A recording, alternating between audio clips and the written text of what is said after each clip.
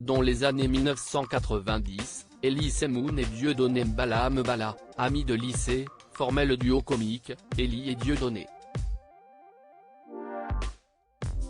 Ils incarnaient alors la nouvelle génération d'humoristes et ont connu un succès phénoménal grâce à leurs sketchs joués entre 1991 et 1997. Année à laquelle ils se sont séparés à la suite de différends artistiques et financiers.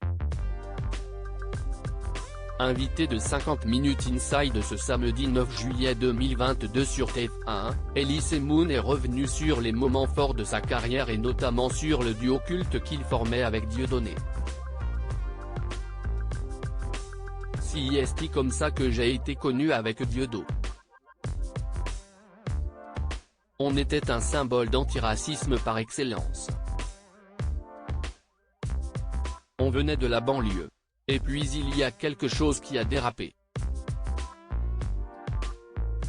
Je trouve ça dommage, a confié l'humoriste de 58 ans à Nikos Aliagas. Pour la petite histoire, Dieudonné Mbala a été accusé d'antisémitisme à de nombreuses reprises.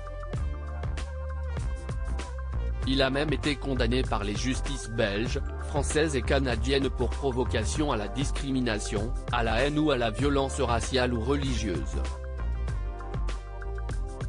Je regrette qu'il ne soit pas resté un artiste pour Elie Moon, malgré sa grande carrière et sa notoriété. La fin de ce duo comique avec Dieudonné reste un éternel regret comme il l'a exprimé face à Nikos, je l'aimais encore. Mais j'ai la sensation d'un gâchis monstrueux. Je regrette qu'il ne soit pas resté un artiste. Il est presque devenu un homme politique. On s'appelle parfois. On s'est vu il y a pas longtemps. J'ai la sensation qu'il aimerait revenir mais j'ai l'impression qu'il a été quand même assez loin. Il me considère peut-être comme un fonctionnaire de l'humour et comme quelqu'un qui est rentré dans les rangs.